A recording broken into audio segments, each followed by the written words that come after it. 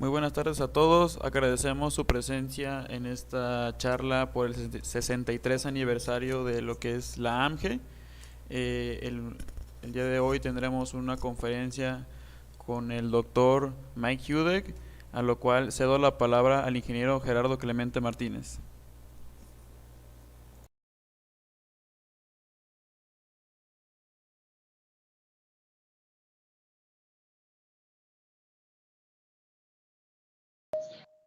El 63 aniversario de la Asociación Mexicana de Geofísicos de Exploración. En esta ocasión, con la presencia del doctor Mike Hudec, excelente profesional enfocado al análisis de la tectónica salina, que es un privilegio tenerlo aquí con nosotros. Espero que disfruten esta charla. Cedo el micrófono a Daniel para que lea la semblanza del doctor Hudec y muchas gracias por estar aquí con nosotros.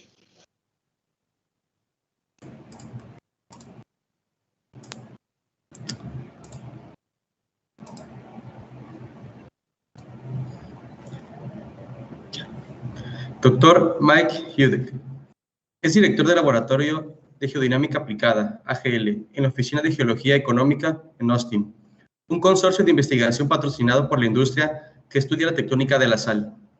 Después de graduarse de la Universidad de Wyoming con un doctorado, Mike trabajó en Exxon Production Research de 1989 a 1997. Enseñó en la Universidad de Baylor de 1997 al 2000 y trabajó en AGL desde el 2000. Es geólogo estructural y se especializa en tectónica de sal y reestructuración estructural. Ha trabajado y publicado en muchas de las principales cuencas tectónicas salinas del mundo, incluido el Golfo de México, cuenca de Cuanza, cuenca de Lower Congo, cuenca de Santos y cuenca de Campos. El doctor Mike Hudec.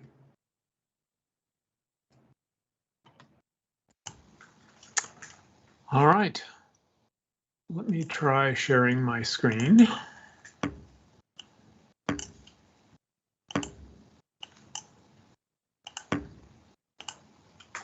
All right, you should be able to see this full screen at this point. Let me know if you don't. All right, well, thank you very much for the opportunity to make this presentation. This is a summary of some of the work that our group has done in the Gulf of Mexico over the last 10 years. And I'm going to try to cover the whole basin in 30 minutes, or the whole salt part of the southern Gulf of Mexico in 30 minutes. So this is going to be very ambitious, but I hope that we're able to make some good progress. So there are many people to thank for this. Many of the ideas that I'm going to be discussing here first started being developed when I did a workshop with Pemex, probably 15 years ago now, and the list of people up at the top are the people who were with Pemex at the time and who participated in the workshop. So thanks to all of them for their help in developing some of the ideas. Thanks to TGS and CGG for permission to use the seismic data, and to the sponsors of the Applied Geodynamics Laboratory Consortium, or AGL. They're listed at the website you see here, but they're the one who paid the salaries of everybody who did the research.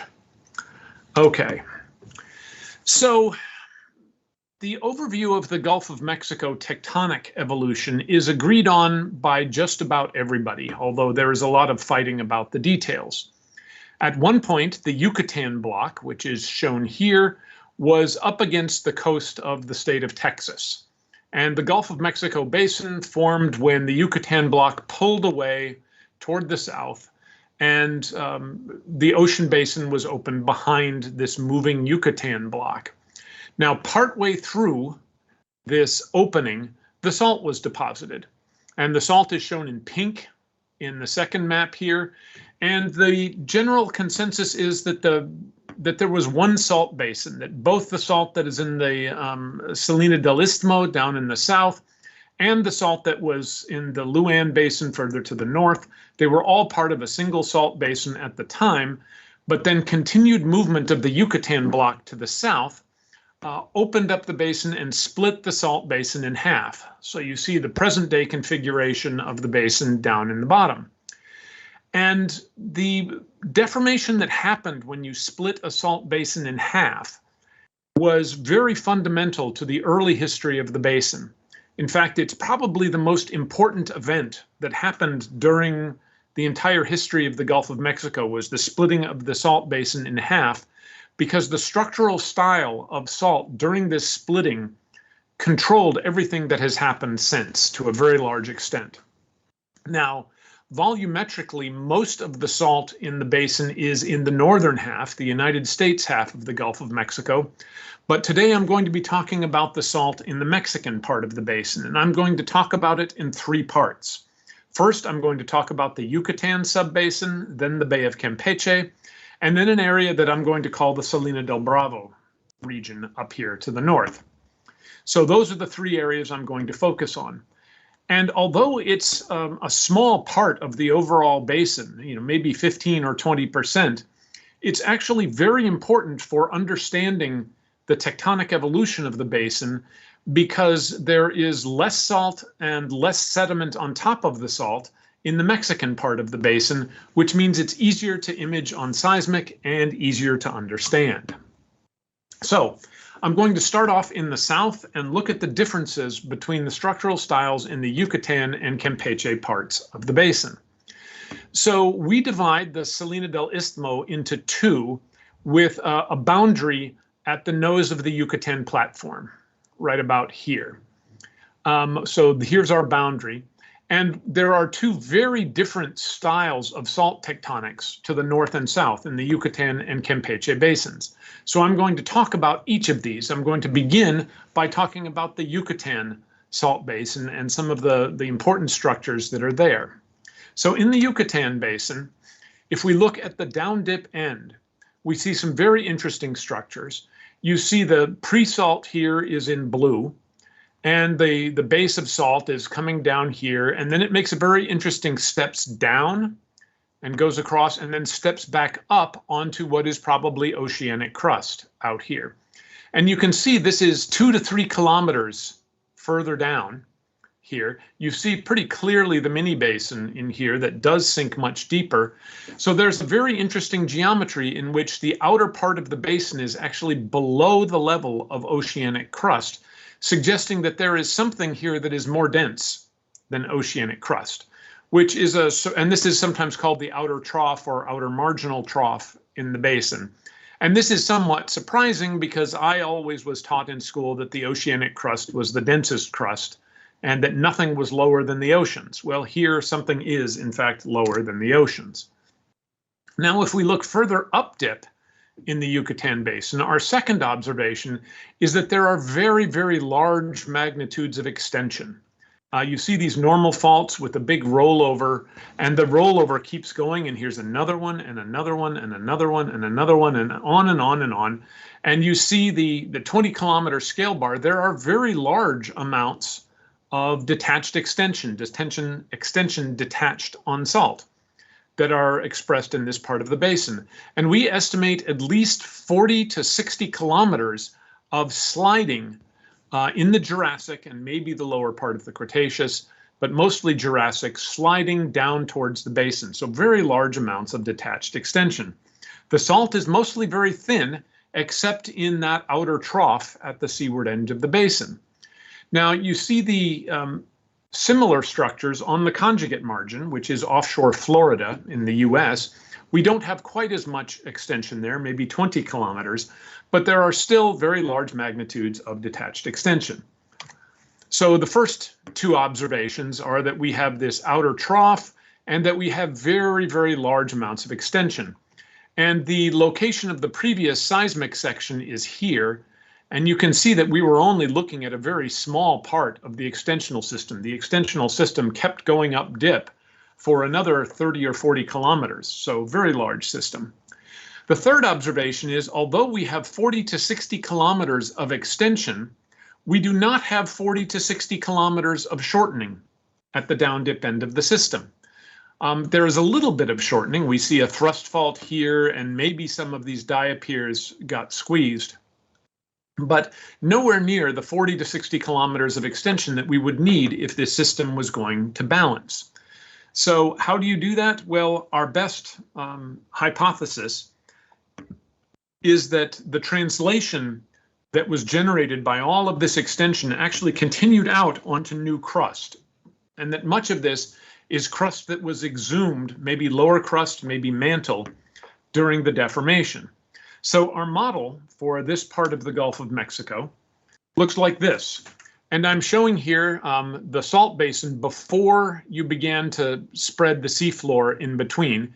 The Yucatan part of the basin and the Florida part of the basin were connected, the conjugate margins. It was a single salt basin. And then you see the asthenosphere here coming up. So we are just about to start seafloor spreading. And this is what we think happened after that, is that this white area with the question mark is exhumed crust of some kind. I'm not showing the details of how it was exhumed, but it was new space that did not exist at the time that the salt was deposited. And the salt flowed seaward out onto this new space, both on the Yucatan side and on the Florida side. And all of this seaward flow of salt caused extension. And so the up-dip extension that we see in this part of the basin is actually accommodated largely by flow of salt out onto newly formed crust. So the basin is getting wider, salt flows out into the new part of the basin, and so we have lots of extension with not so much shortening at the down dip end. Now, we call this unconfined salt flow during plate separation. And by that, we mean that there was nothing to stop the salt from flowing seaward. There was no buttress, there was no wall. The salt was free to flow out onto the new crust, both on the Yucatan and the Florida side. So we consider Yucatan and Florida both to be unconfined margins. There was nothing to stop the salt flowing seaward during plate separation. Okay, now let's switch to the Bay of Campeche, and the Bay of Campeche actually looks very different. The first observation, again here the pre-salt is in green. We see the base of salt coming down here, and there is no outer marginal trough here. Remember that low area where you go down and then you step back up onto oceanic crust? That doesn't exist in most of the Bay of Campeche. Instead, over most of the basin, we actually step down 2 or 3 kilometers. So in the Yucatan part of the basin, we actually step up 2 or 3 kilometers. So here we step down 2 or 3 kilometers. Interesting. So this outer trough doesn't appear to exist in most of Yucatan. Now, despite this, you would think, given that there is a lot of salt in here, you would think that given that you were making a big hole here, that lots and lots of salt would flow down this hill and out onto oceanic crust. But in fact, very little salt, and maybe zero salt in some places, flowed down. So something must have existed here that blocked the salt from flowing seaward, that kept it from going seaward, because the salt is almost all still up here, none of it spread out onto the oceanic crust. So very different structure in the Bay of Campeche than in Yucatan. If we look at the up-dip parts of the basin, we see a similarly very different structure. You'll remember that in the Jurassic in Yucatan, there was 40 to 60 kilometers of extension, huge detached normal faults and lots of sedimentary rollovers. And if we look at the Mesozoic section here at the up-dip end of the Campeche salt province, there is no extension at all, zero. And if anything, there's a little bit of shortening going on here, although this is post-Jurassic shortening. But during the Jurassic, we do not see the large extensional province that we saw in offshore Yucatan. So something very different is going on here. We don't have the outer marginal trough. We don't have the big zone of up-dip extension. And so part of what we're going to try to do is explain this. So one of the suggestions that has been made to explain why in Campeche you don't have the big seaward flow of salt. You know, Yucatan, you have this unconfined margin. In Campeche, you don't. And you say, well, the western part of the Gulf of Mexico is mostly a strike slip or a transform margin. These are all transform segments. There's not very much spreading ridge. And maybe because this is a transform margin, maybe you were not opening an ocean basin very quickly over here, and so there was no ocean basin for the salt to flow into. However, if you do the modeling and look at the generation of oceanic crust in this part of the Gulf of Mexico, and the green is the oceanic crust in here, after 2 million years of spreading, you had considerable amount of oceanic crust. After 4 million years of spreading, you have a continuous ocean basin off the edge of the Bay of Campeche, which means that if the salt was able to flow downhill as quickly as 4 million years after the onset of seafloor spreading, there was a continuous basin that the salt could have flowed into. And after 6 million years, there was an even bigger basin. So there was a basin that was there, an ocean basin, from very early in the history of the margin, but for some reason, the salt did not flow down onto oceanic crust. So why is that? Why do we not see this unconfined spreading off Campeche, the same kind of spreading we see in Yucatan? Well, we get some ideas if we look at the conjugate margin, okay, which is the Salina del Bravo region over here. If we look at the down dip end of that margin, what we see is a large basement high, which is shown in gray here. And this basement high, which I'll talk about more later, we call it the Baja High, is at the down dip end of the Salina del Bravo region, and it is blocking the salt from flowing seawards. Okay, so there's a lot of salt in here. The Perdido Fold Belt is here, but none of the salt goes over the top of this. This was acting as a buttress. So the existence of this Baja High on the conjugate margin seems to suggest that what we're looking at on the Campeche side was probably some sort of a buttress as well, but a buttress that is no longer there. And this is, to me, the weakest part of this model. I would like it much more if the buttress were still there on the Campeche side, and it puzzles me that it's not. I suspect it has something to do with the nature of exactly what the Baja High is made of, and we don't know what the Baja High is made of. Maybe it was some sort of thermal thing that subsided, I don't know. But the suggestion that we have a buttress on the western side of the basin with the Baja High suggests that there must have been some sort of similar buttress on the Campeche side, and that is why the salt did not flow down into oceanic crust. So in this case, we have a different model for how this part of the basin opened. Again, here you have a cross-section made at the time that salt was deposited.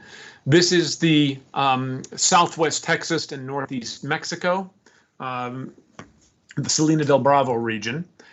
This is the salt here, and on the other side in Campeche, we have the salt all the way up here. And here is this original high, this buttress, that we are suggesting was blocking the salt from flowing. So that when you start making new crust and oceanic crust, because we have these buttresses on both sides of the basin, the Baja High we still see, the one on the edge of Campeche we do not still see. That is what kept the salt from flowing out into this big hole that was out here. And so we call this confined salt flow. Remember that the Yucatan and Florida margins I was suggesting were unconfined. That is to say, there was nothing stopping the salt flow in Yucatan, but in Campeche and Salina del Bravo, there was something. There was this buttress in the middle, this structural high that stopped the salt from flowing. So in our model, the structure of the eastern and western parts of the Gulf of Mexico at the time of salt breakup were very, very different, and the salt behaved very differently in these two areas.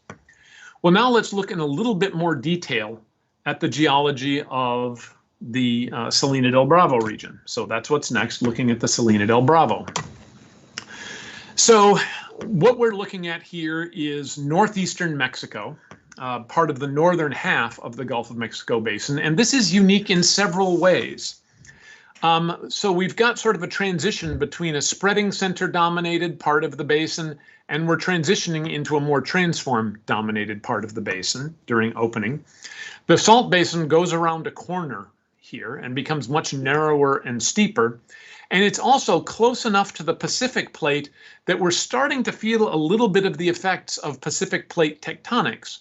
And in here you have the Laramide deformation, the compressional deformation that you're seeing up and down the center of Mexico. So what I'm going to do here is describe a little bit of the salt tectonic geology of this part of the basin.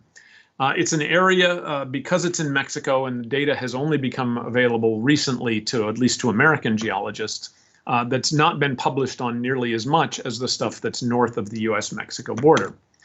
So the area we are calling the Salina del Bravo is the continental slope in offshore northeastern Mexico.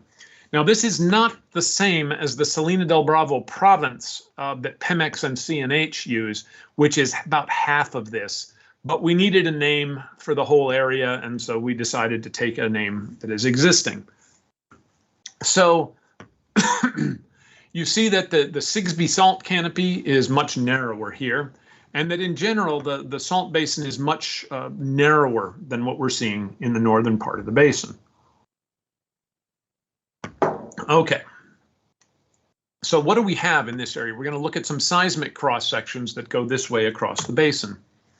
And we see 4 major structures that we see in this area. Starting at the down dip end, we see the Baja High. So the base of salt is deeper here, and you can see we come up a couple of kilometers onto the Baja High. This particular seismic section doesn't show the other side, but it does dip back down further to the east. So there's the Baja High. On top of that, we have the Perdido Fold Belt. On top of the Perdido Fold Belt, you have the Sigsbee Canopy, which is blocked or was blocked from advancing by some of the folds in the Perdido Fold Belt. And then up dip of the Sigsbee Canopy, we have a very interesting structure called the Bravo Trough. And one of the interesting things about the Bravo Trough is over most of it, the Mesozoic, which is this blue, which has a very characteristic seismic signal, does not seem to be present in most of the Bravo Trough. It seems to be missing, which is very interesting. All right, let's look at another section that shows these features. Here, once again, you see the Baja High, and here you do get to see the other side of the Baja High. You can see that the Mesozoic section actually thins onto the top of the Baja High. On top of and up dip of the Baja High, you have the Perdido Fold Belt, then Sigsbee Canopy on top of that, and the Bravo Trough. And again, you're seeing maybe one reflector of the Mesozoic, the bright stuff, but this big, thick package of very reflective Mesozoic appears to be missing in the Bravo Trough.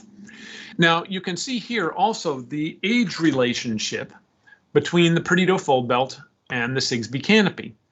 The Perdido Fold Belt started deforming in the Oligocene, and in places it folds the Sigsbee Canopy, as is shown here, which would mean that the Sigsbee Canopy was there first and it got folded. But in other places, the folds and thrusts of the Perdido Fold Belt are actually erosionally truncated, and then the Perdido Fold Belt flows across the top of those, which means that the Perdido Fold Belt is younger. Sorry, the Sigsbee Canopy is younger than the Perdido Fold Belt. So we see mutually cross-cutting relationships. In some place, the canopy is older, in some place, the fold belt is older.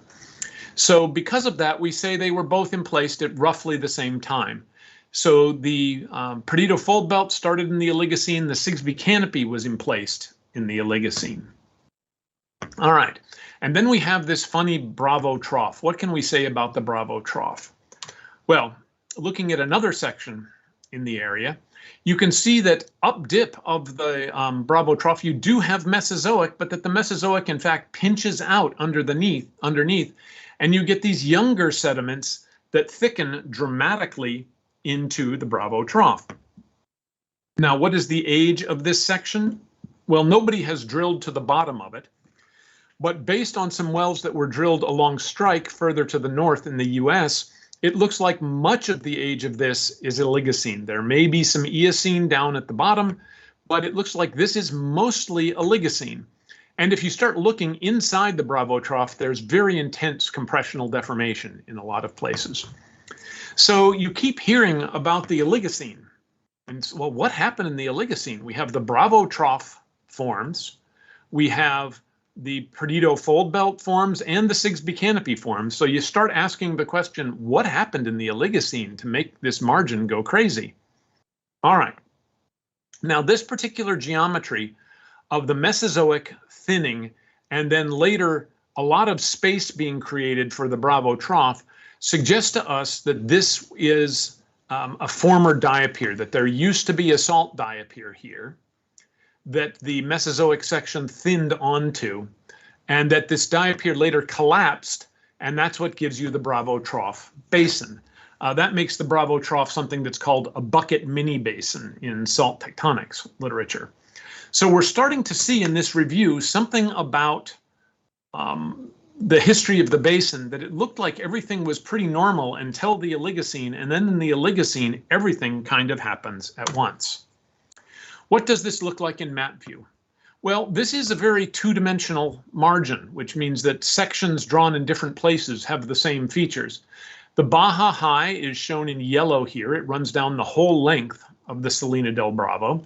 The folds of the Perdido Fold Belt are these heavy black lines in here. You have in the little gray lines, this is the outline of the Sigsbee Canopy. You can see that the Sigsbee Canopy is mostly on top of the Perdido Fold Belt. And then the Bravo Trough is shown up here. And the Bravo Trough is a very long feature. It's about 400 kilometers long, in fact, which makes it quite remarkable. And then up dip from that, we have a big zone of extensional deformation. Okay, in the onshore, and the onshore part of this area is called the Burgos Basin, as I'm sure you all know. You have extension in the Burgos Basin and then coming offshore. So that's the arrangement of these features. They're all sort of elongate and they all are parallel to each other.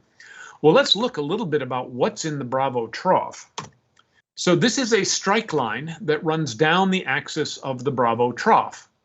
So you'll see the scale bar, 50 kilometers. This is about 300 kilometers long, this section. You can see that the Mesozoic section, the very distinctive Mesozoic, is mostly missing. There may be some very thin Mesozoic in some places. And also that the fill of the basin is oldest in the north, this 1, and then there's a younger section which we label 2 and is colored orange, and then a younger section labeled 3. So the fill of the basin is actually different ages in different places. Now, we called it the Bravo Trough, named after the Rio Bravo, which was supplying sediment to at least the northern part of the Bravo Trough.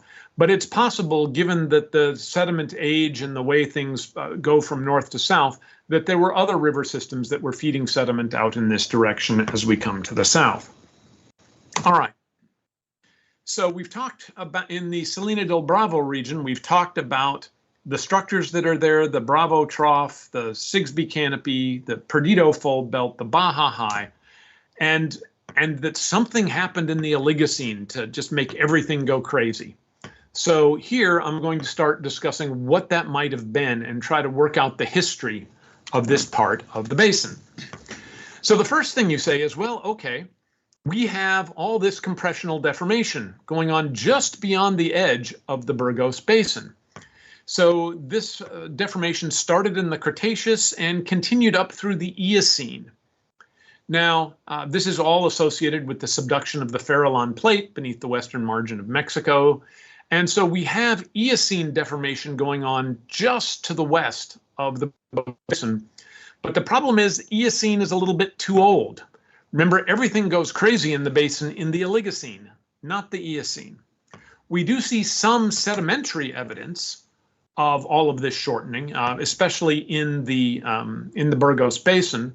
You'll see this was published in 2007, and you start seeing some major channel systems coming into the updip part of the Burgos Basin. But by and large, this is too old. What we really want to say is, well, what happened in here in the Oligocene?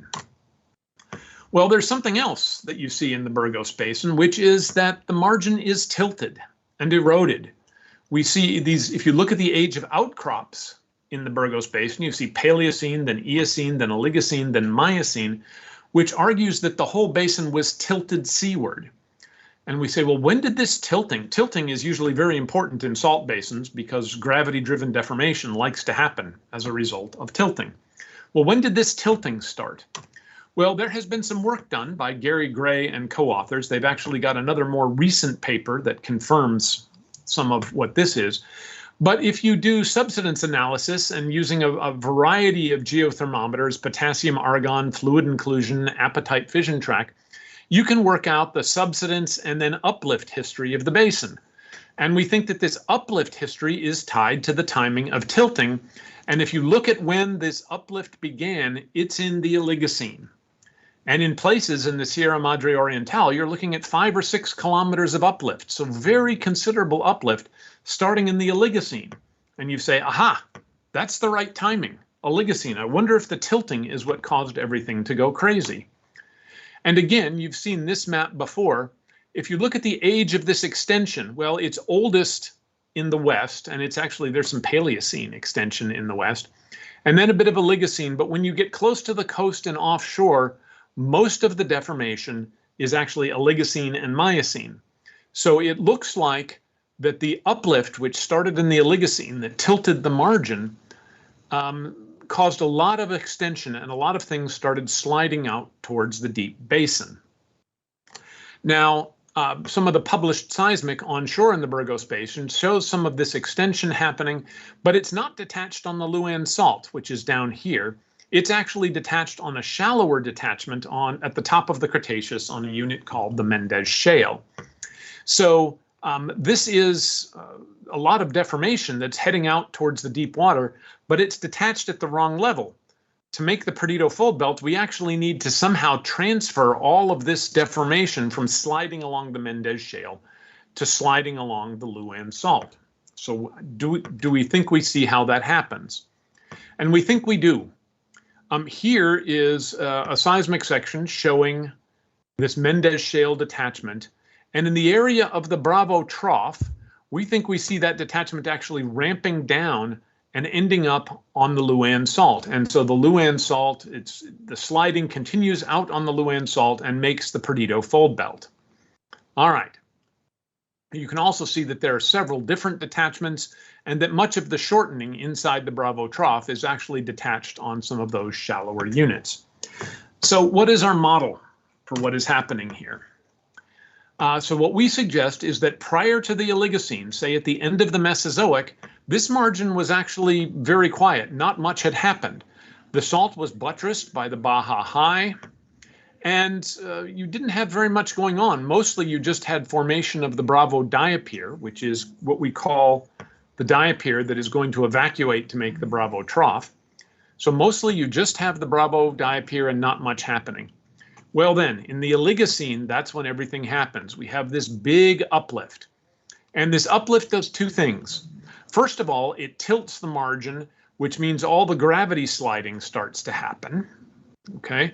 And the other thing that happens is that when you uplift the hinterland by locally 5 or 6 kilometers, you supply a huge amount of sediments that get transported out seaward.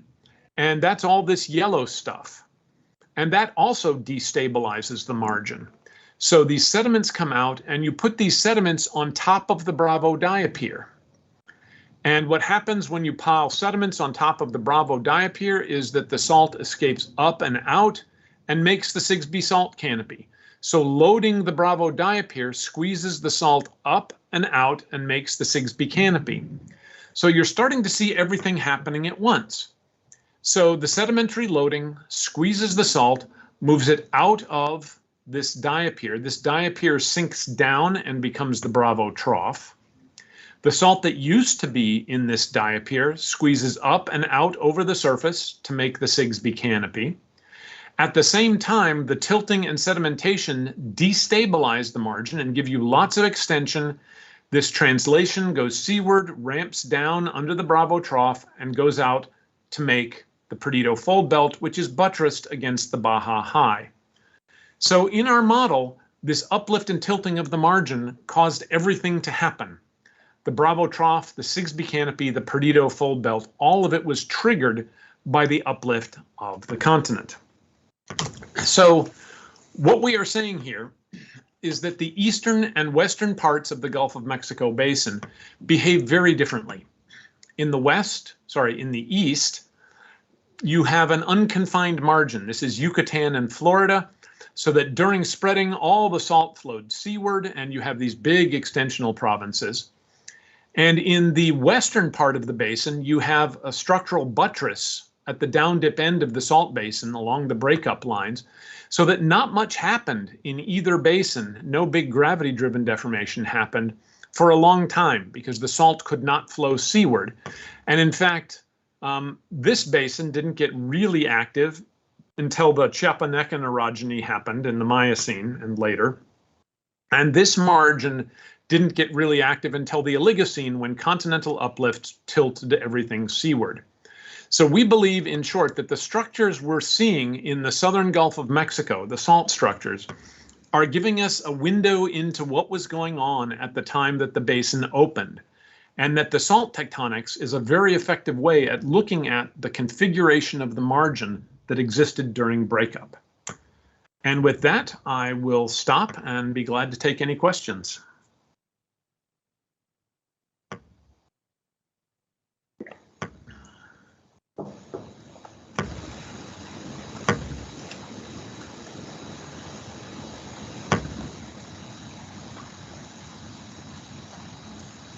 I suppose I should also ask if anyone is listening, because there is silence.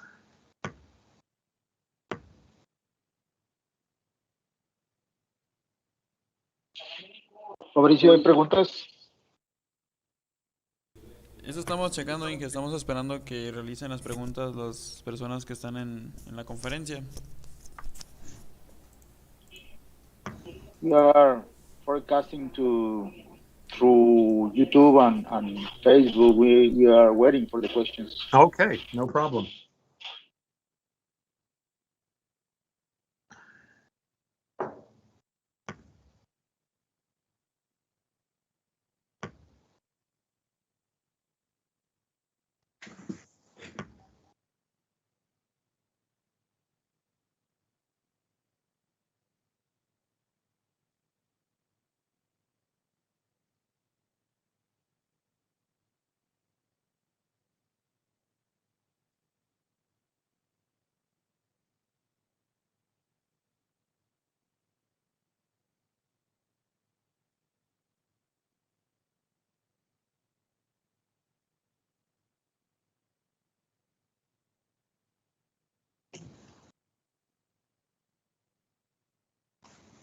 Doctor Mike, tengo una pregunta. ¿Qué piensa acerca de la teoría que menciona que entró agua del Océano Pacífico hacia el Golfo de México durante la formación de la apertura del Golfo? Muchas gracias.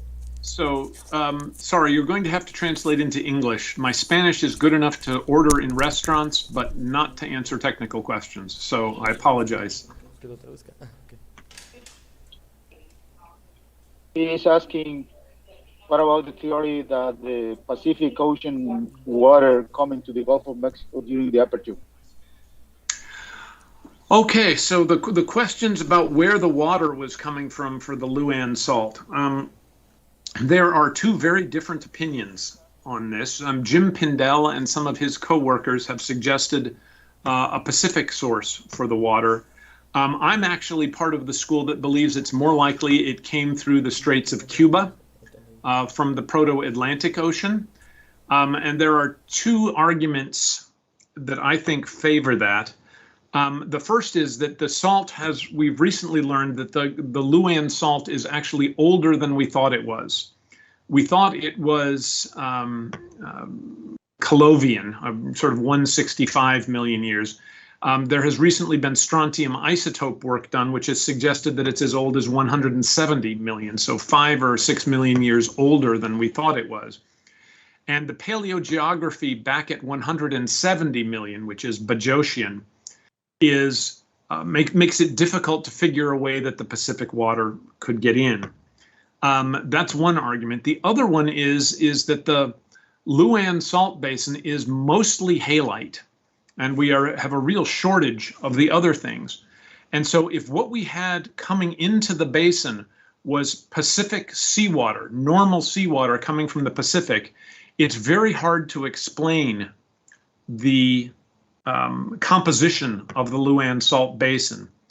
In the model where it's coming from the Atlantic, the water that was in the Atlantic was coming all the way from the Neotethys Ocean through a whole big chain of basins.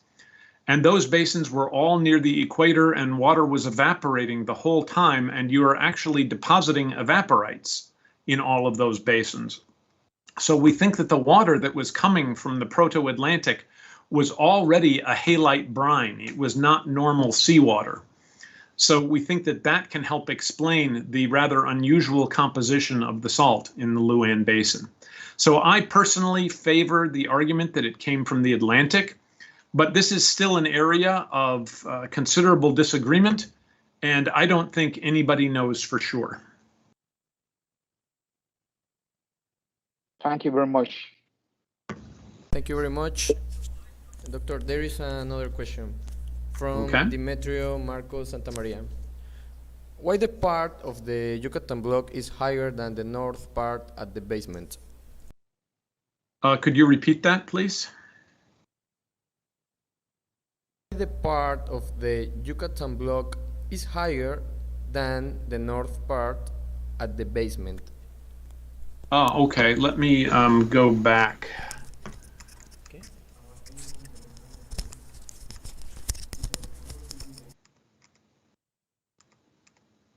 I assume that they're talking about this picture here.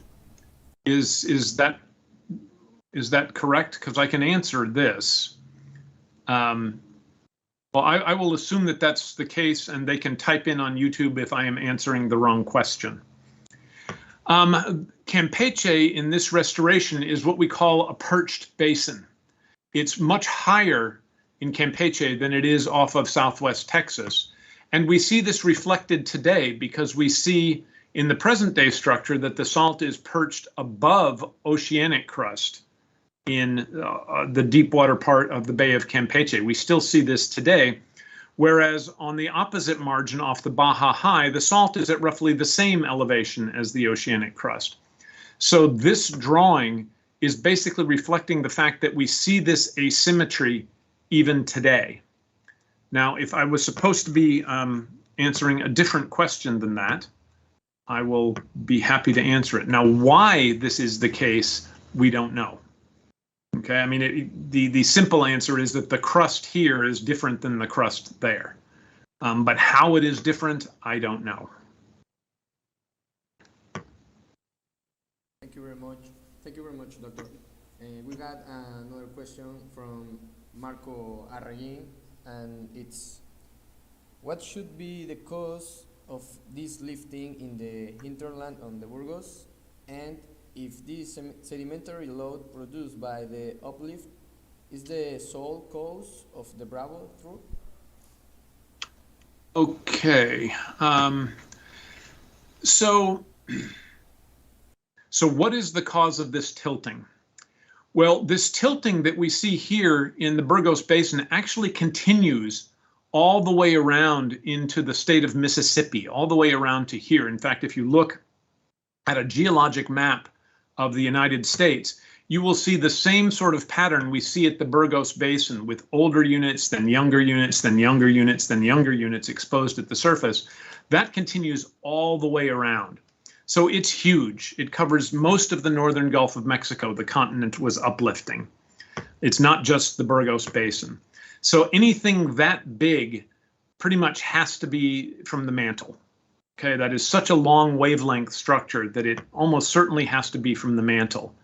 And so most of the explanations have to do with Farallon plate tectonics and maybe subducting an oceanic ridge or something weird going on down in the mantle, because it cannot be anything shallower than that and have such a huge wavelength. So that's the first question. What was the second half of the question again? Yes, it said, and if the sedimentary load produced by the uplift is the sole cause of the Bravo Trough? Bravo Trough, yes. Let me find a section that shows the Bravo Trough here. Okay, this one will do. So you need a lot of sediment to fill this trough. So if you just look at the scale bar, this is going from about 2 kilometers down to about 10 kilometers. So the Bravo Trough is 8 kilometers thick. It is 400 kilometers wide. And let's find, so it's 400 kilometers this way, and between 30 and 80 kilometers this way, and 8 kilometers deep. This is an enormous volume of sediment that it takes to fill the Bravo Trough. So you need to have a huge sediment source. So at least in our model, and this is just a model, we think there was a big salt diapir here before, and that the reason that this diapir collapsed and you formed a big basin was, yes, because of the enormous amount of sediment that was supplied into the basin, largely of Oligocene age. There is certainly Miocene at the top of it, and there may be some Eocene at the bottom, but mostly Oligocene. So yes, we think that the sedimentary source coming from the uplift was the primary reason for the existence of the Bravo Trough. Yes. Thank you very much. We got another question from Fabián Alejandro Radas, and said, "Thank you for your presentation, Dr. Hudec. Did you or your team at BEG use any kind of machine learning technology as a support tool for your interpretations?" No, we did not. And we were supplied with pre-existing pre-salt depth migrations on the seismic. So we did not have any role in processing this data. We were using the interpretations that were already embedded in the pre-stack depth migration. But no, we did not use machine learning. Good question, but no.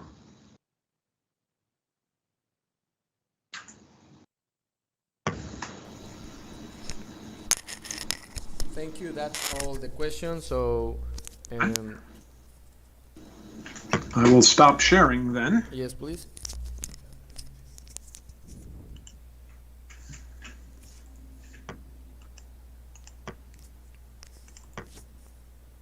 So we are going to hear some words about the engineer Gerardo Clemente Martínez. Thank you.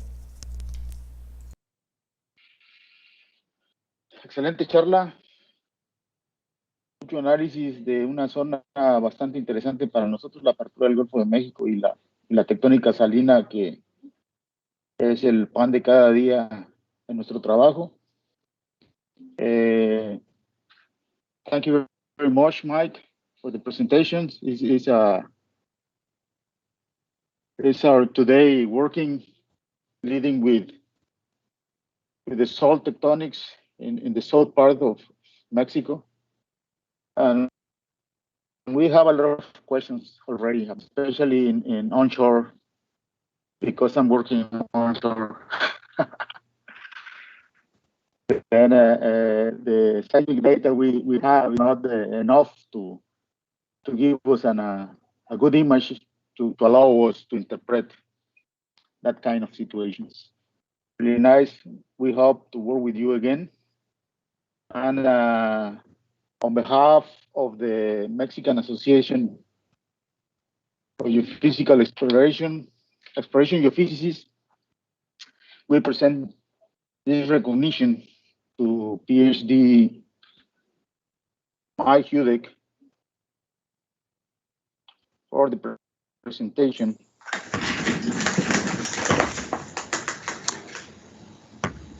Well, thank you very much. It's an honor to receive it, and I hope to be able to work with all of you again soon. Thank you very much. Pleasure. You are welcome. Muchas gracias a todos por participar en la celebración del 63 aniversario de nuestra querida asociación. Y con esta charla cerramos las presentaciones del día de hoy. Muchas gracias. Buenas noches.